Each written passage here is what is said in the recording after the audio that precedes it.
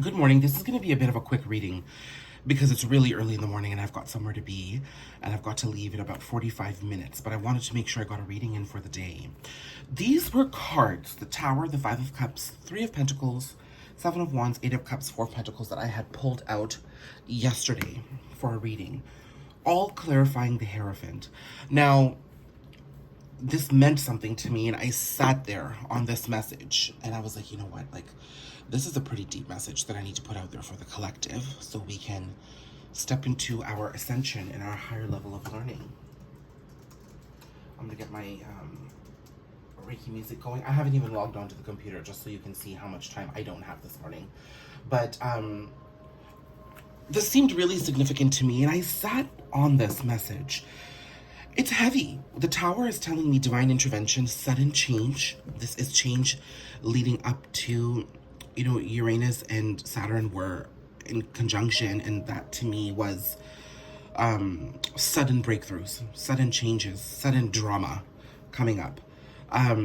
Or this could be leading into Scorpio season or happening throughout Scorpio season, but there is change, and that change isn't bringing about feelings of comfort. There's a lot of regret, a lot of resistance, a lot of stubborn, stuck energy that you need to walk away from in here. I almost feel like we're resistant to the change, because the Eight of Cups being present here is telling me that we do need to walk away from this. It is divinely guided for us to make our movement away from this. And I really feel like this is a feeling. This isn't so much of a situation. There could be situations, people, and circumstances that happen throughout the next couple of weeks that trigger this feeling in you. But this is a feeling of you not moving to the next level in your life, a higher level of collaboration. This is a co-collaboration between the masculine and feminine parts of who you are. This is a co-collaboration with a higher level beings on this universe.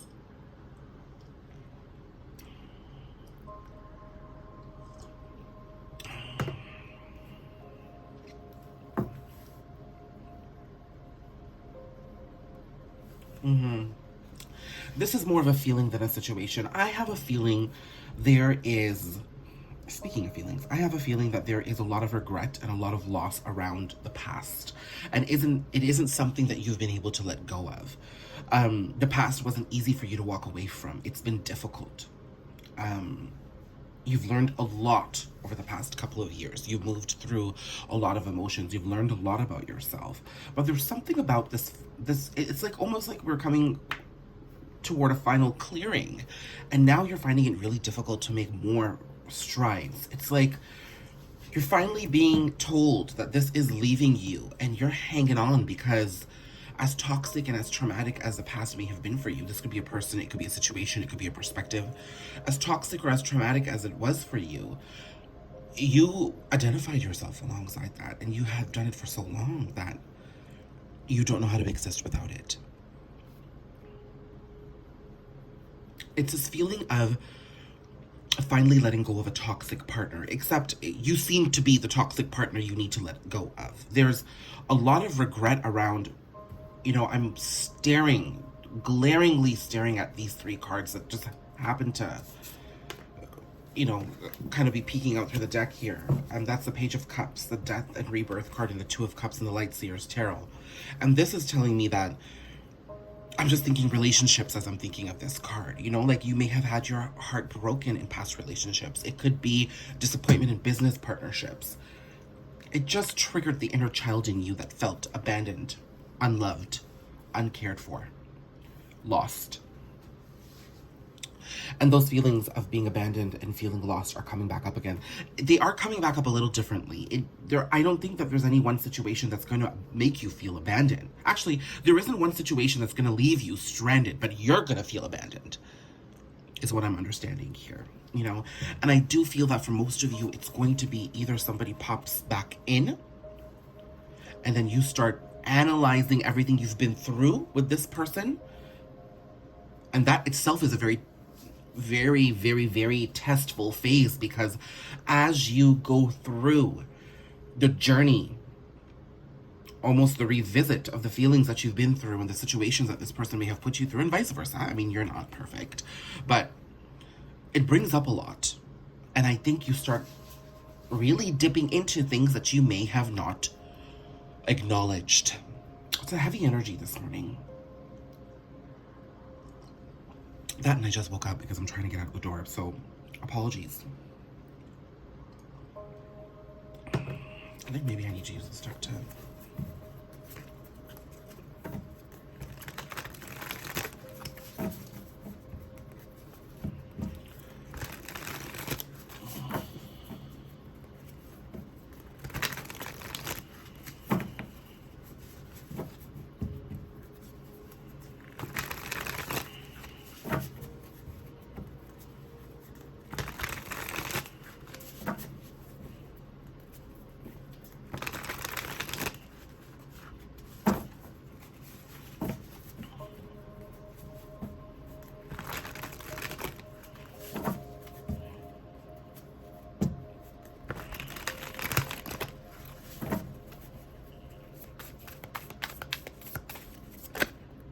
Knight of Wands. Now, the Knight of Wands in this deck to me isn't a card of inconsistency. It's a card of pleasure, joy, abundance, high frequency.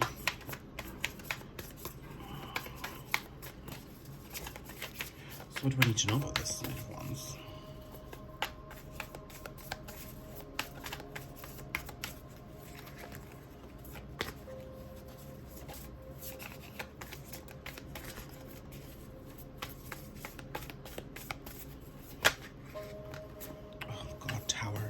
Tower again.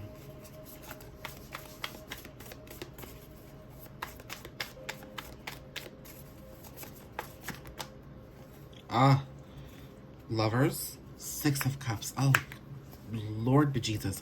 This is the return of somebody. Potentially the return of a divine counterpart. This is the Six of Cups here. So what I just channeled with these cards is exactly what happened out here. There is a shift in store that's going to get you to start dedicating yourself more towards your journey. Look, the Emperor. I almost feeling like there's a masculine energy making a return. Whoever the masculine energy was in the connection makes a return. They are working on themselves. So you're going to be... I almost feel like the people of the past show up to prove themselves to you now. You know? But it isn't like... it's an easy energy. You're already moving through so much with these cards here, you know? You're already kind of close to the clearing spiritually for yourself, so you can set yourself free. And then people from the past seem to pop up here because they're working too. They may have just started working on themselves while you've been on the path for quite some time now. And I think for many of you, there's going to be the temptation of wanting to get back with these people, situations, contracts, relationships. And there's going to be some of you who are going to sit back and watch what you're being shown. And for some of you, it will be beautiful communication and slow steps forward. And for some of you, it's just going to be a reminder that you're better off where you are without this person. With a change, with the Tower here twice, I almost see that there is a shift that triggers the old you and the new you. Because these cards that I had initially laid out really hark back on a past experience, a past person, a past situation that you thought was going to work out, and it just didn't. It left you more confused than anything. But it's almost like, even if this person doesn't return, the feelings of, or someone like them does return, or a similar circumstance occurs, and it triggers you between your old self and your new self. And I think you're almost going to be at contention with yourself. It's like, oh, so what filter do I think from? Who am I right now? How am I functioning in this situation? Or you may take some actions that you regret because they were a part of your old self and the lessons that you had learned. Either way, I think you need to be, with the Eight of Cups here twice, I think you need to be very kind to yourself and just understand that, look, you are making movement forward, you are exercising your inner strength, and you are moving towards inspiration. And you're being fueled by the past. You know, the past can still inspire you to move forward. And I think that may be the shift we need to take in this reading altogether, is that the past can be an inspiration for us. It does not need to be the chokehold. Okay? It doesn't need to debilitate you. It can liberate you, is what I'm understanding. Okay?